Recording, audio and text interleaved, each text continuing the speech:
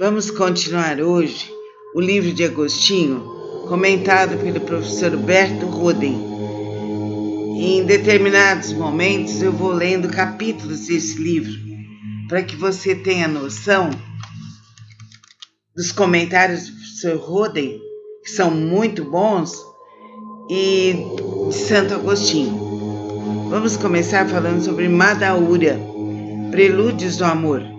Seguindo a ótima estrada estratégica Hipotagaste-Teveste, chegava o viandante do quarto século, poucas horas depois de deixar Tagaste, a uma cidade situada num vasto descampado, do qual restam apenas umas escassas ruínas, fragmentos de mausoléus, pedras dispersas, de uma fortaleza bizantina e pouco mais. É o berço e o túmulo de Madaura. Foi ali que Agostinho cursou o ginásio, se assim se pode dizer, e foi também ali que principiou, propriamente, a dolorosa odisseia desse arrojado e inquieto bandeirante da verdade. Tagaste era um idílio de luzes e sombras, um mistério de escalvadas cúpulas de montanhas e luxuriantes varjedos.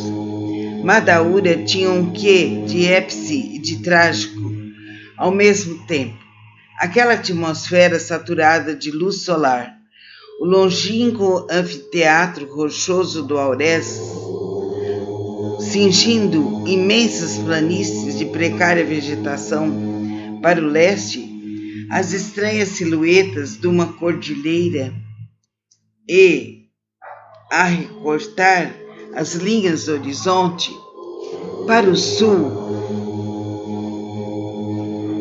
uma desordenada sucessão de colunas, lembrando pirâmides, monstros pré-históricos ou gigantescos tubos de órgãos, em que os ventos do deserto soluçavam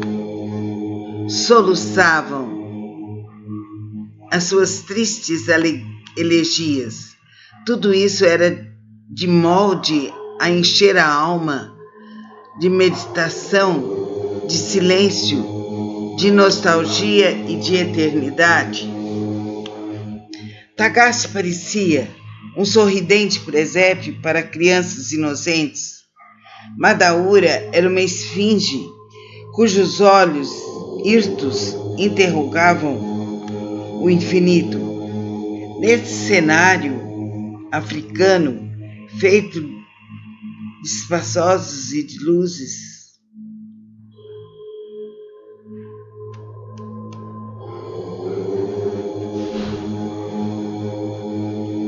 despertou a alma de Agostinho do sono hibernal da infância para a vigília e doce e amarga realidade.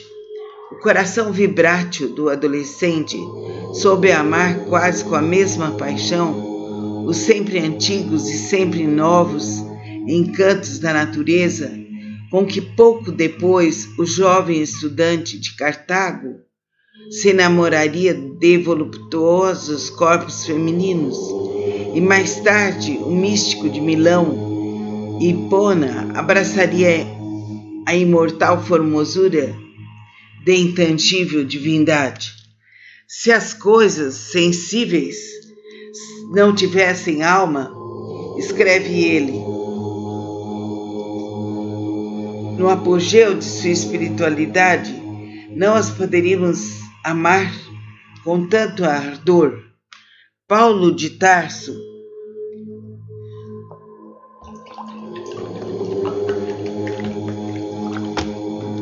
desde que contemplou as belezas do céu na pessoa do Cristo redivivo, esqueceu-se de quase todos os encantos da terra. A sua teologia é árida, abstrata, longínqua, superterrena, nada poética. Empalideceram-lhe todas as auroras do mundo aos fulgores meridianos do Cristo, Rei imortal dos séculos. Bem diverso é o gênio de Agostinho. Nunca deixou de ser poeta. No meio das suas especulações filosóficas e místicas, jamais conseguiu a inteligência, por mais poderosa, asfixiar-lhe o coração. As suas obras estão repletas de imagens, cenas, episódios colhidos na sorridente e nostálgica natureza da pátria. Nesse particular, parece o poeta filósofo de Numídia, mais com o divino rei da Galileia, Rabi da Galileia, do que com o episódio teólogo da Cilícia. O Evangelho do Nazareno é quase todo ele uma epopeia de maravilhosas poesias, de maravilhas poéticas, mais numerosos que os anos de sua vida. São as imortais parábolas que lhe brotaram dos lábios. Vão para diversas centenas as lindas alegorias que, quais centelhas de luz, saltaram da sua preclara inteligência e vivaz imaginação. De modo análogo a Agostinho, as suas obras são sempre modernas, porque tecidas das luzes da inteligência, das cores, da fantasia e dos perfumes do coração.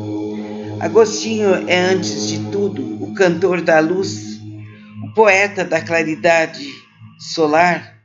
Ninguém como ele soube descobrir nas ondas luminosas que vibram no universo tão belas e verdadeiras analogias com a eterna e increada luz da divindade.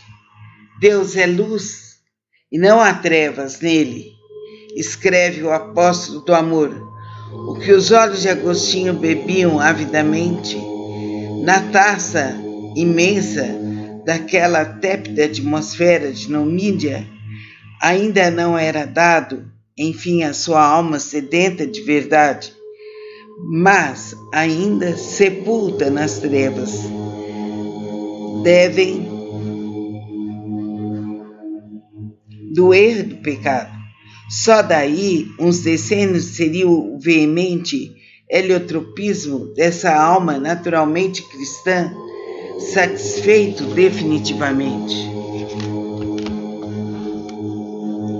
Pela primeira vez, lá entre os 12 e os 13 anos, começa Agostinho a gostar de livros, reconciliou-se com esses seus inimigos mortais da escola primária de Tagaste, descobriu a alma do livro, tornou-se um grande amigo do livro, despertou-lhe em Madaura a inteligência, porque lhe despertara o coração. Agostinho é o tipo clássico do intelectualista afetivo.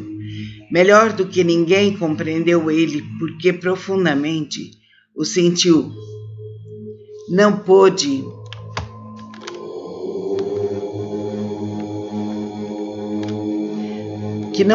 se compreender integralmente o que não se ama ardentemente. As verdades mais evidentes continuam obscuras e paradoxais, quando não simpáticas ao coração e, digamos, cruamente, à carne e ao sangue. Por outro lado, pode uma doutrina ser um aborto de estupidez e de contrassenso, quando lisonjeia ao coração e à carne. É abraçado por mulheres de homens e proclamada como suprema conquista da humana sabedoria. Paramos aqui na página 30 e próxima parte é o que se lecionava no ginásio de Madaura, era de preferência literatura e retórica. Agora que você ouviu com palavras maravilhosas, um vocabulário especial do professor Rodney. Vamos meditar. Solte seu corpo, feche seus olhos. Sinta-se totalmente relaxado. Sinta que um relaxamento bom vem para seu corpo. Você já tem essa habilidade. Solte os ombros, suavize o rosto. Boca semiaberta. Agora, sentindo Deus, com a imensidão de sua luz, vamos chamar Santo Agostinho. Um jardim maravilhoso. Você se vê nesse jardim e Santo Agostinho vem para você. Suave, maravilhoso, ele estende suas mãos sobre a sua cabeça e você recebe a bênção. Essa bênção vem agora numa luz azul que te penetra, flui em você, te dando harmonia, te dando fé. Em seguida vem a luz dourada, que é a luz da sabedoria, da alegria. Ela te envolve em todos os corpos, em todos os chakras, e você sente leveza. Depois, você vê a emanação energética de Santo Agostinho e vem a luz rosa, que é a luz do amor. Sente profundamente a luz do amor. Rosa, ela atravessa seu coronário e vai para o cardíaco. Você sente amor no seu coração. Fique assim, ouvindo a música. Depois desperte e realize a sua automassagem. Namastê.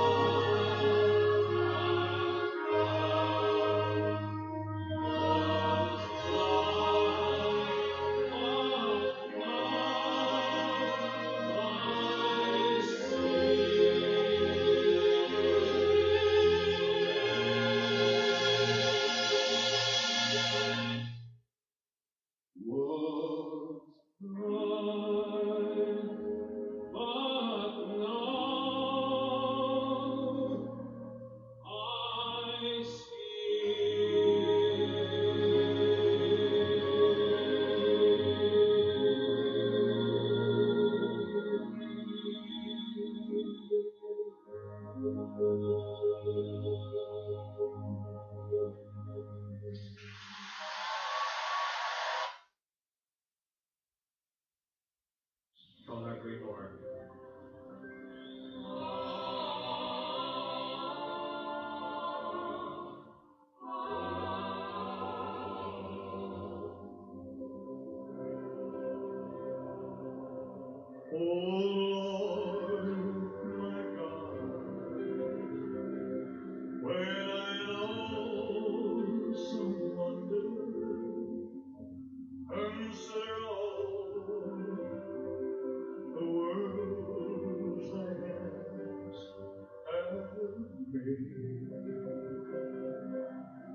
I see the stars,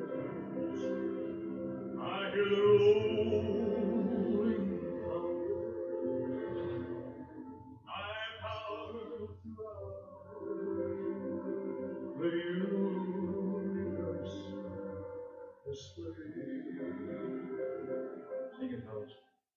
When Christ shall come, when shall our acclamation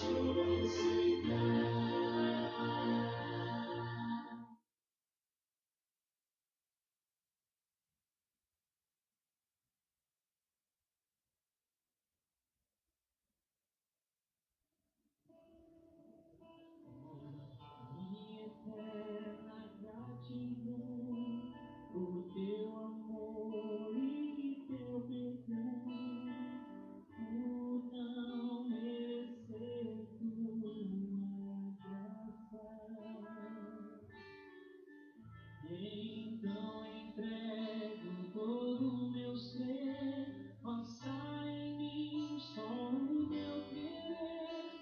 A ti eu canto glória, aleluia. Aleluia, aleluia,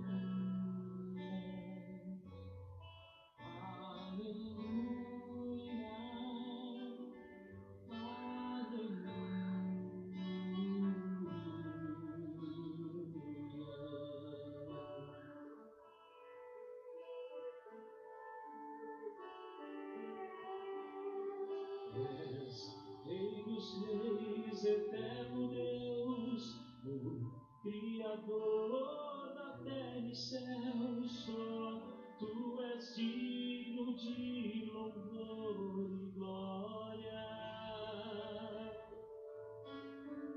És Pai de luz e perfeição, Tu és amor e compaixão, a Ti o mundo explode em aleluia. Aleluia, aleluia,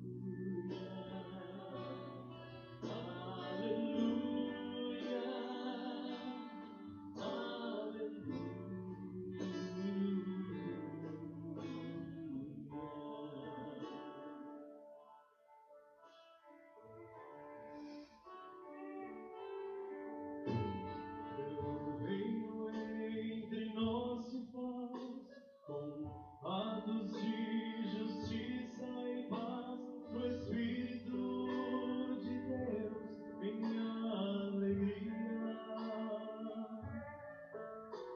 Em cada mão que se estender, em cada abraço que acolher, em cada olhar sentir aleluia.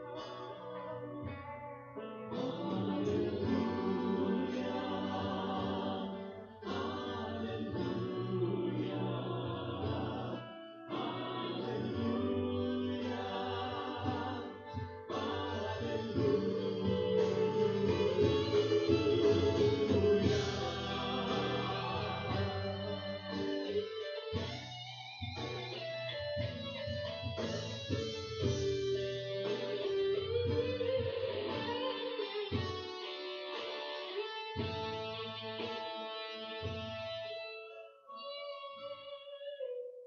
Queremos muito mais de Ti, dispomos tudo agora aqui, que a vida seja plena de aleluia. Toda minha alma deseja Ti, junto com os anjos cantarei, Tu és santo Deus, exaltado, aleluia, aleluia, aleluia,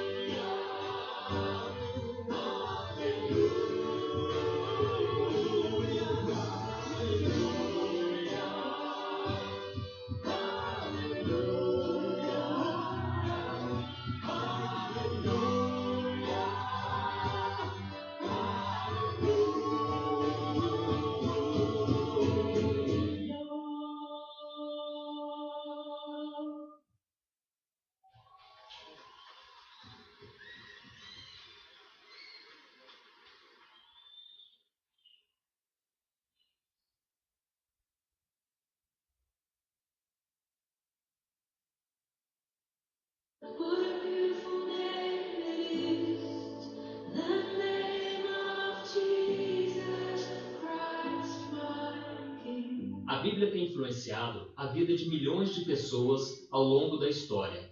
Vidas foram transformadas, sociedades mudadas, injustiças acabaram pelo poder da palavra de Deus. Eu poderia citar uma lista interminável de pessoas que foram impactadas pelo Evangelho, mas escolhi apenas 6 homens que encontraram inspiração em alguns versículos da Bíblia. O primeiro, Bono Vox. O cantor Bono Vox é líder da banda U2 e é conhecido também como um dos grandes ativistas nas questões sociais. Ele tem utilizado sua fé em Deus como um incentivo para promover a justiça e a paz no mundo. E o versículo que mais me inspirou foi este: garantam justiça para os fracos e para os órfãos. Mantenham os direitos dos necessitados e dos oprimidos. Livrem os fracos e os pobres. Libertem-nos das mãos dos ímpios. O cantor já gravou vários vídeos no YouTube comentando sobre a sua admiração pelos salmos da Bíblia e fez uma observação. Eu acho que as músicas gospel atuais não têm o realismo que existe nos salmos. Quando eu leio a Bíblia, encontro adúlteros, assassinos e pessoas com falhas de caráter. Por exemplo, o que Davi fez com o marido de Batseba foi terrível, mas ao ler os salmos, eu percebo profundo arrependimento e como Deus derramou graça sobre ele. Todos os salmos são marcados pela sinceridade. Por isso, o nosso maior objetivo é sermos sinceros em nossas orações, pois esta é a base de um relacionamento com Deus. Então eu chego à conclusão de que o único problema que Deus não pode resolver é o problema que você tenta esconder. Segundo, Martinho Lutero. Martinho Lutero cresceu no século XV e XVI, aprendendo que precisava fazer penitência e pagar pelos seus pecados. Por isso ele se esforçou muito para agradar a Deus, mas descobriu que isso não lhe dava paz e a segurança da salvação. Então Lutero se tornou um monge e estudou muito a Bíblia, até que um dia ele leu um versículo que mudou completamente a sua vida. Porque no Evangelho é revelada a justiça de Deus, uma justiça que do princípio ao fim é pela fé, como está escrito: o justo viverá pela fé. Este versículo lhe abriu os olhos e Lutero descobriu que para ser salvo bastava ter fé. Não era preciso pagar pela salvação e pelo perdão dos seus pecados, porque Jesus já havia pago lá na cruz. Essa revelação transformou a vida de Martinho Lutero e ele iniciou um protesto que se tornou um grande movimento no mundo inteiro, a Reforma Protestante. Terceiro, Chuck Norris. Chuck Norris ainda é uma das figuras mais reconhecidas na indústria do cinema, mas poucos sabem que ele também segue a Cristo e fala abertamente sobre a sua fé. Veja o que ele disse em uma entrevista: eu entreguei a minha vida ao Senhor aos 12 anos e fui batizado. O tempo passou e eu me tornei um ator famoso, mas o trabalho no cinema ocupava muito meu tempo. Com isso me afastei de Jesus e acabei perdendo até o meu casamento. Eu vivia com raiva de tudo e tinha um buraco enorme no meu coração. Nada me deixava feliz. Então me casei com uma mulher temente a Deus e ela lia a Bíblia todas as manhãs em casa. Depois de um tempo ela me perguntou: você quer que eu leia para você em voz alta?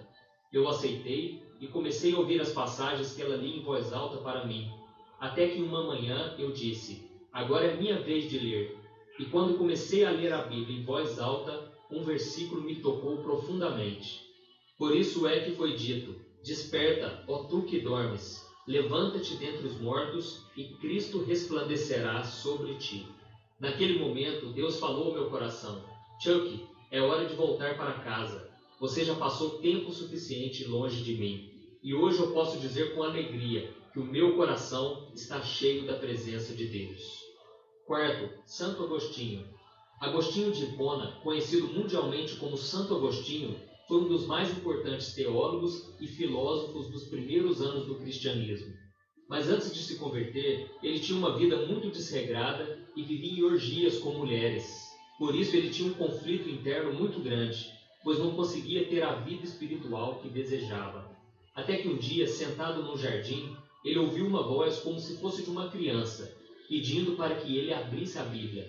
Ele entendeu que era a voz de Deus falando com ele, e quando ele abriu a Bíblia, caiu em um versículo que falou muito ao seu coração.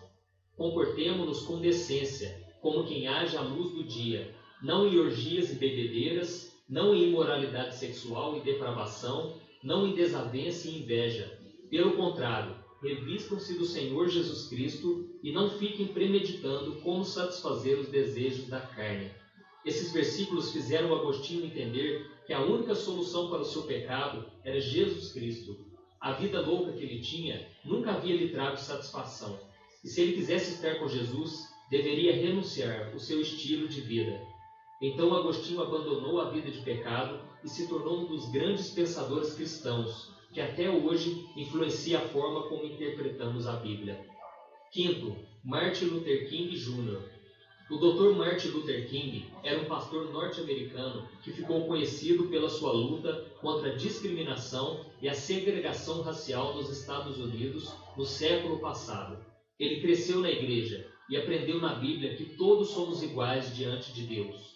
As suas mensagens tinham muitas referências da Bíblia, e no seu discurso mais famoso, ele contou sobre o seu sonho de ver todos tratados com respeito igual, e citou um versículo do livro de Amós, capítulo 5. Em vez disso, corra a retidão como um rio, a justiça como um ribeiro perene. O livro de Amós denuncia uma sociedade corrupta e injusta, que precisava se voltar para Deus. E sabemos que Martin Luther King era um homem de Deus que tinha esperança tanto para o mundo atual como para a eternidade. Sexto, Denzel Washington. O ator norte-americano, vencedor de 2 Oscars, que fez o filme O Livro de Eli, onde interpreta um guardião da Bíblia, foi convidado em 2015 para fazer um discurso para os alunos de uma universidade e contou um breve testemunho. Ele disse: "Coloque Deus em primeiro lugar em tudo que você fizer. Tudo que eu conquistei e me tornei é pela graça de Deus. Eu nasci em um lar evangélico e Deus sempre me protegeu de tudo. Em 1976, minha mãe estava em um salão de beleza e recebeu uma profecia de uma mulher de que eu viajaria pelo mundo inteiro e atrairia multidões. Desde então eu tenho sido protegido e guiado por Deus. Eu mantive Deus em minha vida e Ele me manteve humilde. Nem sempre eu estive com Ele, mas Ele sempre esteve comigo. Então fique com Deus em tudo que você fizer."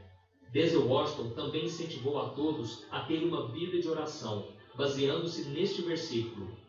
"Quando você orar, vá para o seu quarto, feche a porta e ora ao seu pai, que está no secreto. Então o seu pai, que vê no secreto, o recompensará." O ator ainda deu uma dica para todos que quiserem ter uma vida de oração. Antes de você dormir, coloque seus chinelos debaixo da cama. Assim, quando você se levantar de manhã, terá que ficar de joelhos para encontrá-los. E quando estiver lá, comece o seu dia com oração. Eu sou o pastor Antônio Júnior e esse foi mais um Palavras de Fé. Se você gostou, inscreva-se no meu canal e compartilhe este vídeo com seus amigos. Deus te abençoe.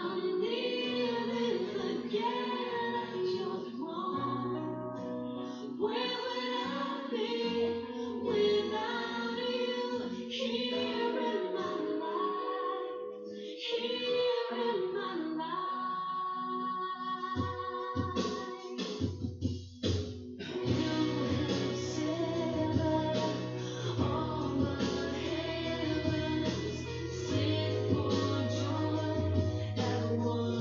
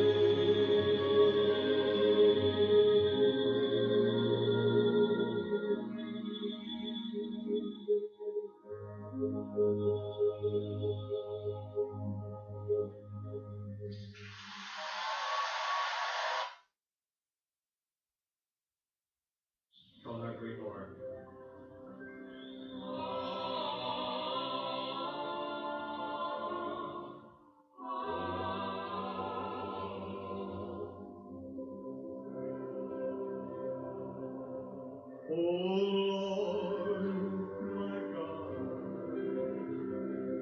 when I know some wonder and sorrow, the world's thy hands have made.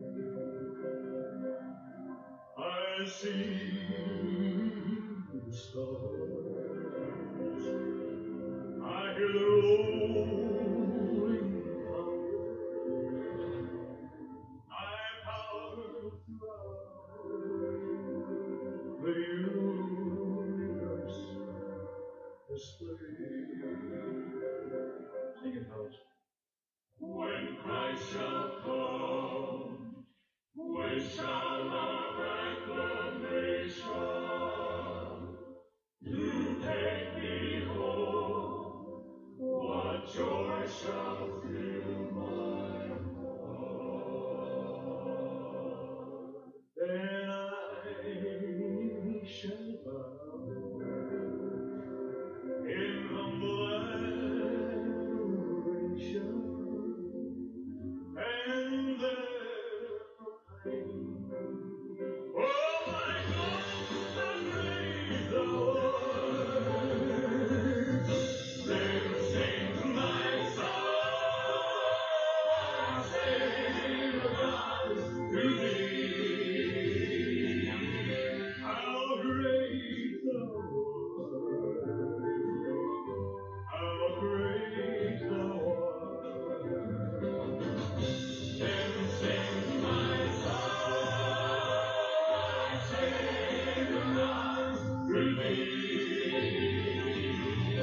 How great thou art, how great thou art.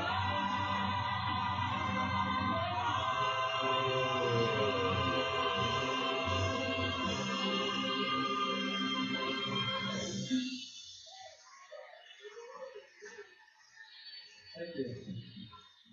Beautiful.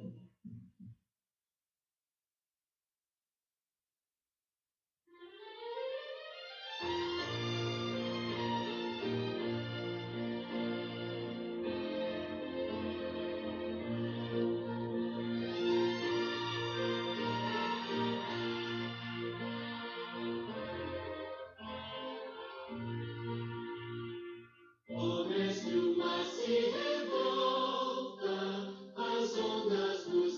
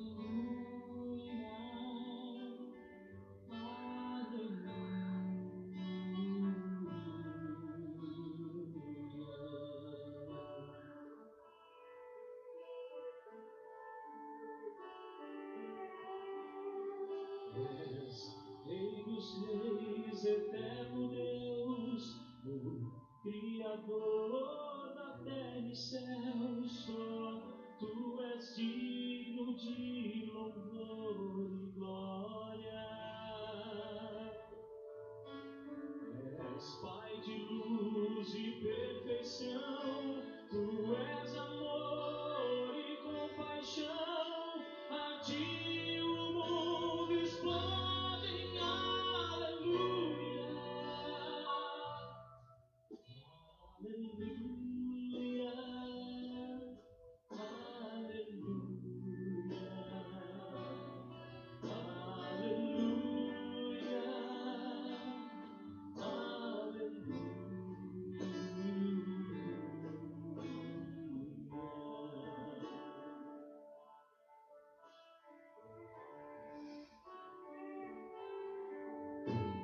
Teu reino entre nós se faz com atos de justiça e paz, no Espírito de Deus em alegria.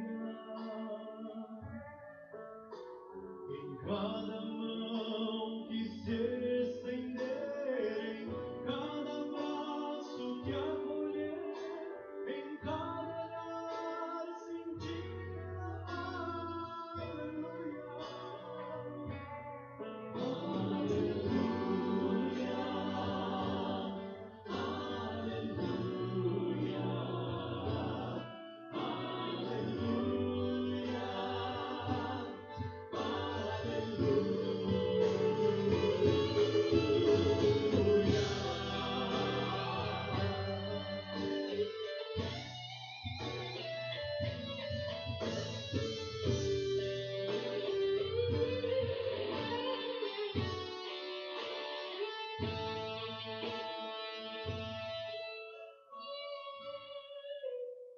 Queremos muito mais de ti, dispomos tudo agora aqui, que a vida seja plena de aleluia. Toda minha alma deseja a ti, junto com os anjos cantarei, tu és santo Deus, exaltado, aleluia, aleluia, aleluia,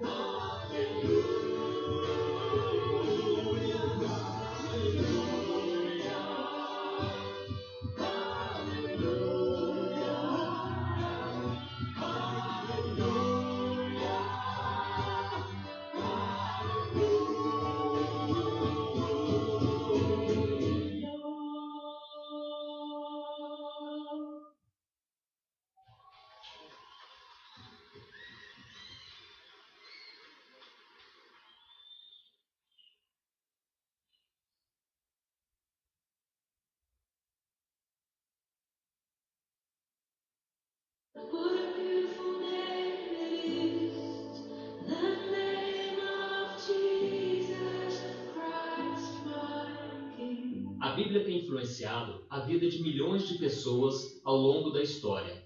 Vidas foram transformadas, sociedades mudadas, injustiças acabaram pelo poder da palavra de Deus. Eu poderia citar uma lista interminável de pessoas que foram impactadas pelo Evangelho, mas escolhi apenas 6 homens que encontraram inspiração em alguns versículos da Bíblia. O primeiro, Bono Vox. O cantor Bono Vox é líder da banda U2 e é conhecido também como um dos grandes ativistas nas questões sociais. Ele tem utilizado sua fé em Deus como um incentivo para promover a justiça e a paz no mundo. E o versículo que mais lhe inspirou foi este: garantam justiça para os fracos e para os órfãos. Mantenham os direitos dos necessitados e dos oprimidos. Livrem os fracos e os pobres. Libertem-nos das mãos dos ímpios. O cantor já gravou vários vídeos no YouTube comentando sobre a sua admiração pelos salmos da Bíblia e fez uma observação. Eu acho que as músicas gospel atuais não têm o realismo que existe nos Salmos. Quando eu leio a Bíblia, encontro adúlteros, assassinos e pessoas com falhas de caráter. Por exemplo, o que Davi fez com o marido de Batseba foi terrível, mas ao ler os Salmos, eu percebo o profundo arrependimento e como Deus derramou graça sobre ele.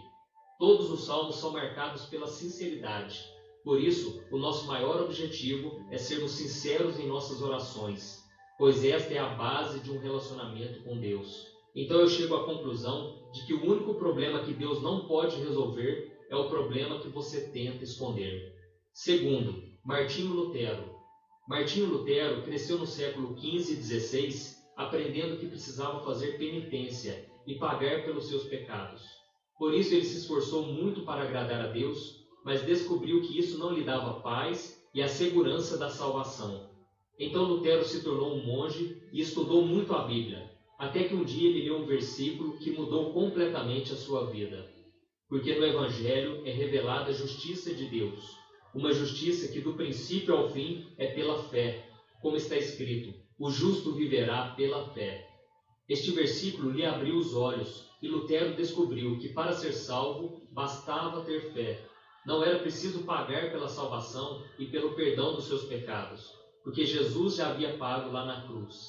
Essa revelação transformou a vida de Martinho Lutero e ele iniciou um protesto que se tornou um grande movimento no mundo inteiro, a Reforma Protestante. Terceiro, Chuck Norris.